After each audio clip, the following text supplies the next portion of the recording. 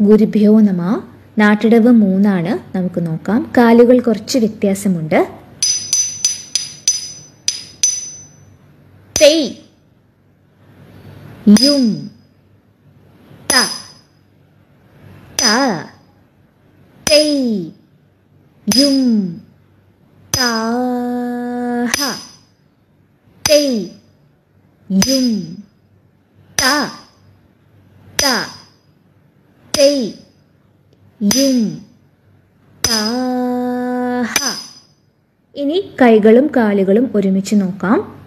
തെയ്, യും, ത, ത, തെയ്, യും, ത, ഹ. 1 2 3 4 5 6 7 8 കൗണ്ട്സ് ഇങ്ങനെ വരണം കേട്ടോ. അപ്പോൾ നാട്ടിടവ് 3 ഇൻ ആദിതാളം.